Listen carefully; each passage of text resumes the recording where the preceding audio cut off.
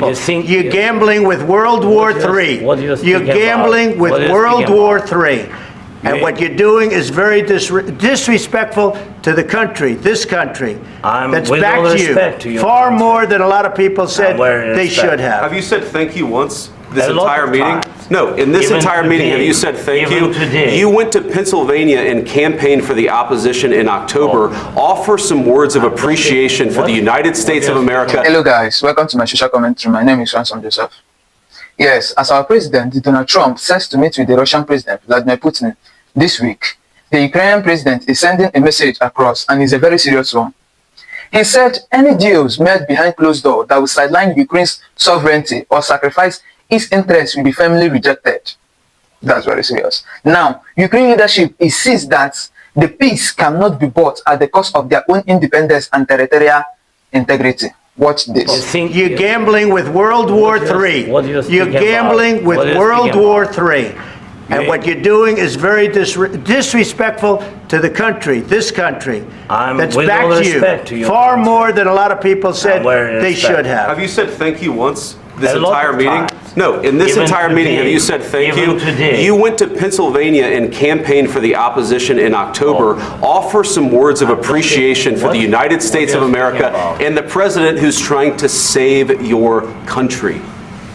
Please, you think that if you will speak very loudly about the war, He's not speaking loudly. He's not speaking loudly. Your country is in big trouble. Can I Wait a minute. No. You've done a lot of talking.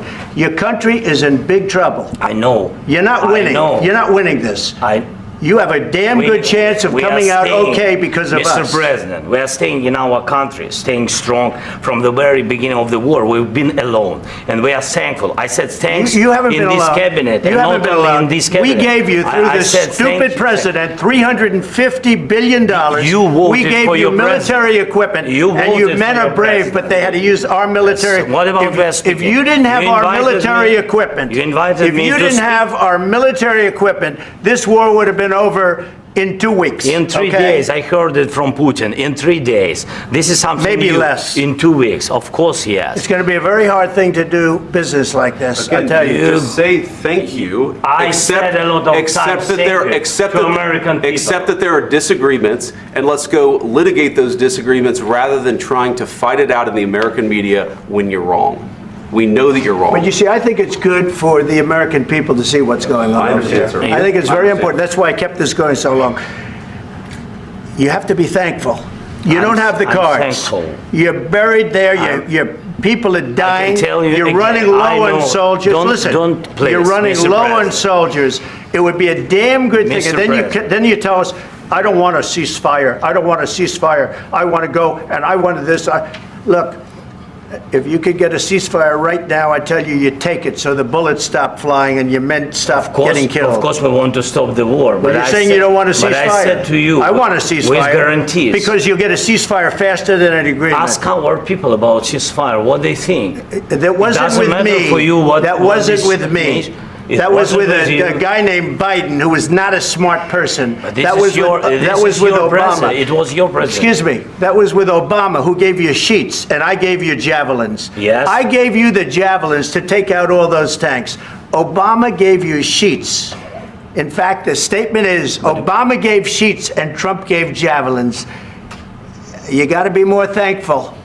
Because let me tell you, you don't have the cards. With us, you have... Breaking news, Zelensky has already denied the permanent peace deal that will be offered next Friday. Trump and Putin meet next Friday, and both sides have a peace deal they're going to offer the other. But Zelensky is already rejecting either permanent deal, and has rejected any ceasefire that is made without him in attendance. He says that even if a great deal is made for Ukraine, if he's not there, he's not going to accept it. Now, the Russians were originally asking for all 4 of these regions, but they're now asking for the battle lines to be completely frozen and Ukraine to never join NATO, and the US would give Ukraine protection. Now, this is the deal that Trump is wanting to offer, as Putin last week told Trump's Steve Witkoff that he would accept this. But then came Zelensky, who says that the only deal he'll accept is a full Russian withdrawal from Ukraine, including Crimea, which Russians had for over a decade. Reports say that Putin is not in the mood for ending the war at any time, as the Russians are moving forward on the battlefield, so the longer he waits, the better negotiations get for Russia and worse for Ukraine. But Zelensky's saying that he would rather fight till the end, even though Ukraine's own military put out a report saying that they cannot push Russia back any further. European leaders and Ukrainian leaders have rejected Vladimir Putin's plan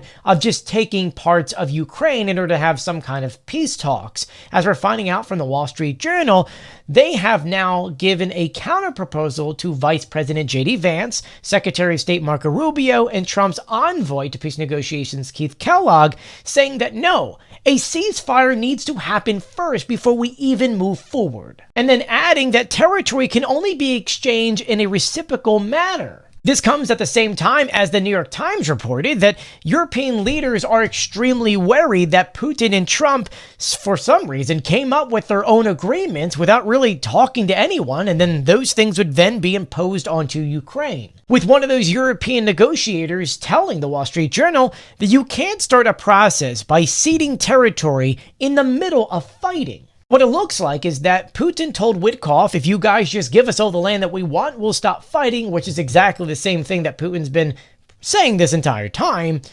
But it seems like Witkoff told Trump told European leaders that's what we're doing, then decided to put together this massive press conference with Putin next Friday, when European and Ukrainian leaders are like, no, let's do a ceasefire, let's stop the killing, and then let's talk. Versus what Putin wants, which is just give us everything, and then we'll stop. And I need to remind you that in the Ukrainian constitution, they're not giving up land.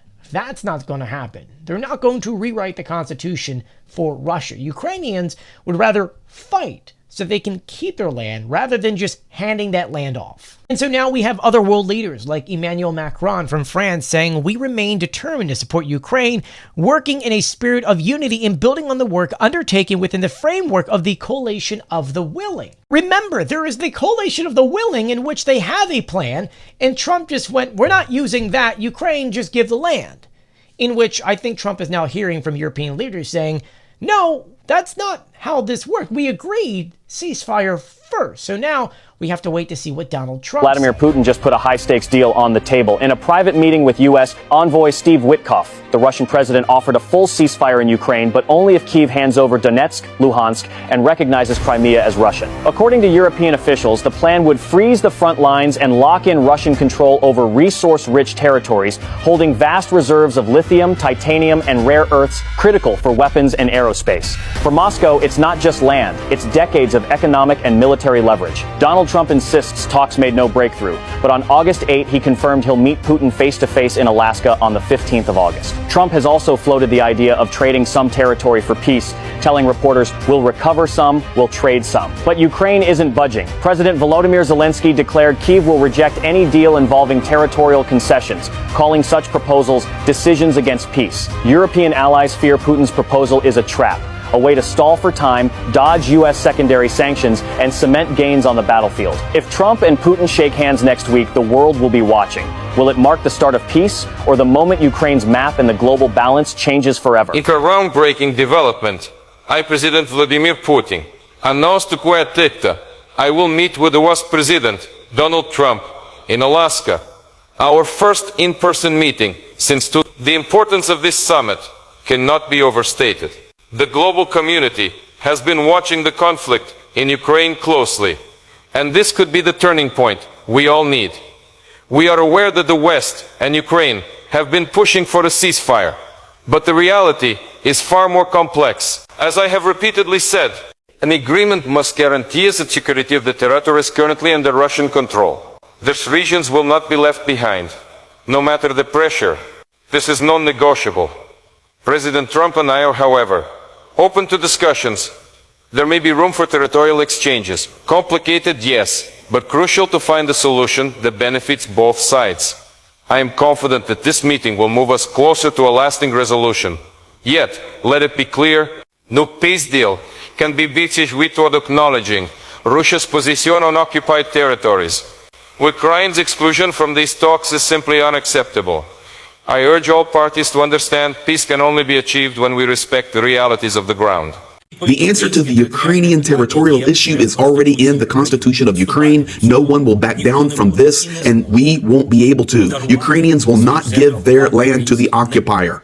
There you have it, ladies and gentlemen. I was awoken last night late, put a video out. My friends were saying, Greg, what on earth is Trump and Putin doing? They're going to Alaska to have this meeting. And I said, okay, let's just put it out there. This is a statement, but we haven't heard anything officially from Ukraine. Well, this morning, President Vladimir Zelensky has dropped a 2-minute address. I'm going to play the entire thing for you. And I am confident that when Donald Trump wakes up and starts to hear these types of messages, there is going to be some repercussions today, and we shall see what they are and how they unfold. But we have big insight as to what is going on.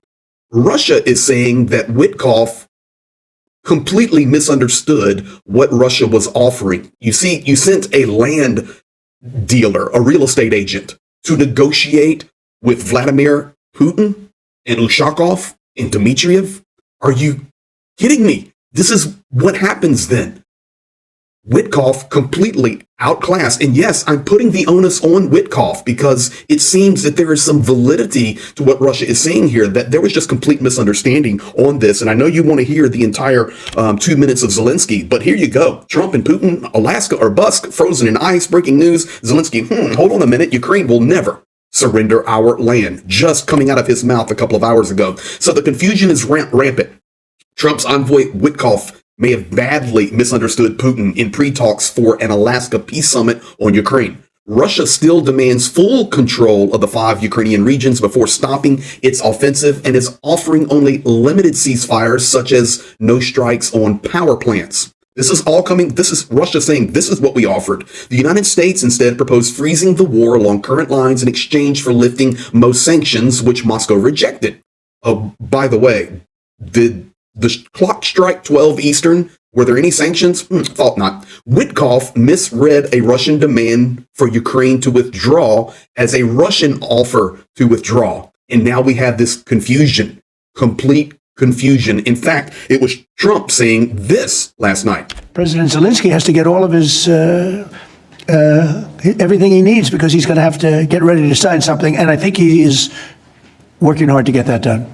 Well, that's Trump's last statement. He's working hard to get that done. Let me tell you how hard he's working to get that done. Here is President Zelensky, his full 2-minute address to Ukrainians. Good morning, President Trump. Good afternoon, President Putin. Dear Ukrainians and dear ladies and gentlemen, President Trump announced his preparations for his meeting with Putin in Alaska, very far from this war that continues on our land against our people, which still cannot be ended without us, without Ukraine. Putin didn't believe in our people, so he made this hopeless decision to try and take over Ukraine. This was his main mistake, not taking into account the Ukrainians. I believe in our people because Ukrainians are strong. Ukrainians defend their own. Many people in the world sided with Ukraine during this war, even those who are with Russia. They know it is Russia that is doing evil. Of course, we will not give Russia any awards for what it has done. The Ukrainian people deserve this dignity, but all partners must understand what dignity is in peace. This war must end, and Russia must finish it. Russia started it, but it drags on without listening to any deadlines, and that's exactly the problem, and not something else. The answer to the Ukrainian territorial issue is already in the Constitution of Ukraine. No one will back down from this, and we won't be able to. Ukrainians will not give their land to the occupier. For this war, Ukraine is ready for real solutions that can bring peace. Any decisions that are against us, any solutions that do not involve Ukraine, they are also solutions against peace. They won't give anything. These are dead solutions. They will never work. And we all need a real living peace, which people will respect. We are ready to work with President Trump, together with all of our partners, for the sake of that reality, and most importantly, lasting peace, a world that will not collapse because of Moscow's wishes. I thank all of the people for the fact that together we are Ukraine. Thank you to all of our soldiers for preserving our independence. Stand strong. This is our land. This is Ukraine. Glory to Ukraine. Well, there you have it. I mean, point blank perfection. So, everyone, if you were wondering, okay, what is really going to happen here? Now, we all knew that this would most likely be the response from Zelensky. In fact, late last night, when all this was unfolding, I was talking to some friends of mine who were soldiers, and they said, Craig, we're not giving up our land. Are you kidding me? Do you really think the army of Ukraine is going to withdraw from Kramatorsk and Slavyansk and Konstantinivka and Pokrovsk and Dobropilia, and we're just going to give it away? What planet are these people on? Well, they're on the planet of confusion. It's because you cannot send unqualified people to negotiate with KGB trained Soviet operatives who are, this is their destiny. This is what they do. Not somebody who's sitting on a beach playing golf and going to chat about some nation called Ukraine who doesn't even know what the name of the regions are. You just got smacked down, Donald Trump. You just got smacked down, Vladimir Putin. There's no other way to call it. And President Vladimir Zelensky did an amazing job directly this morning, representing Ukraine, thanking the world that stands with, thanking the soldiers that are fighting for the independence of Ukraine, and then saying, yeah, Trump, if you want to work with us, we can work. Beautifully done. Now, as we close out, what is Russia seeing here? Ushakov came out this morning, and I remind you, I'm in Ukraine on Ukrainian time, Russian time. He says, I don't know what's going on, but basically in Alaska and the Arctic, the economic interests of Russia and the United States intersect. And there are prospects for implementing large-scale projects. This is about business. This is back to that transactional relationship. Yuri Ushakov also noted that Vladimir Putin and Donald Trump will focus on discussing options for achieving a long-term peaceful settlement of the Ukrainian crisis. Now, not even a special military operation, a crisis at the Alaska summit, and said that Moscow expects the next meeting between Putin and Trump after Alaska to take place in Russia, and that an invitation has already been extended to the U.S. president. So this is what we have. Okay, welcome back. While the world awaits to watch this high-profile meeting with anticipation, Ukraine maintains their stance. They said they will not accept any agreements that ignore their voices or undermine their fight. Yes, this stance is raising a serious question about the potential outcome of the Trump-Putin talk and whether the peace is eventually going to come out at last. Tell us what you think in the comment section. Don't forget to hit the like button and subscribe. Gotcha.